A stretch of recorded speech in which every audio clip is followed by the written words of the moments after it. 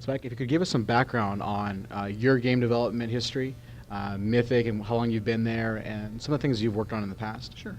I've actually been in the gaming industry since '99. I was actually hired at Variant Interactive before the launch of EverQuest as their network administrator. So I kind of got into industry on the network operations side of things. Had always been a gamer, of course, since a wee lad sort of a thing. So this was an opportunity of a lifetime.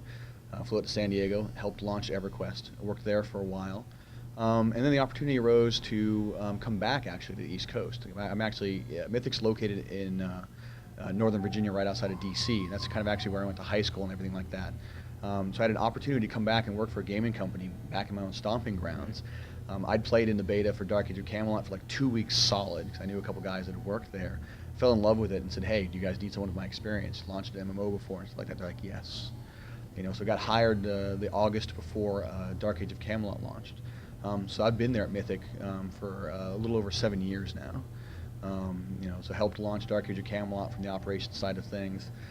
That went well enough that actually they started getting me on the dev side of things. I actually was the trade skill developer for the first couple years. So I was actually responsible for the entire trade skill concept as far as making sure that all functionality worked, bug fixes, adding additional content in, added some additional trade skills in for the first expansion.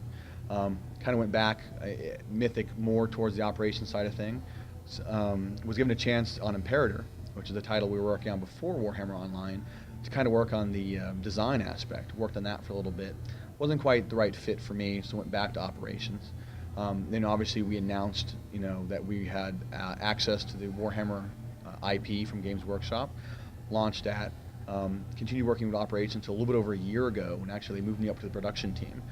They needed someone to help work with the beta, help run the beta itself, because obviously the beta was a very important aspect of us getting to launch correctly, getting the feedback from the people in the beta, moving back and forth.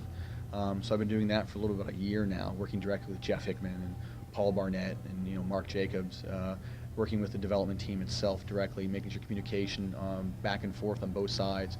We're getting everything out of the beta community. They're getting everything out of us that's possible. And the end result is to make Warhammer Online the best game possible.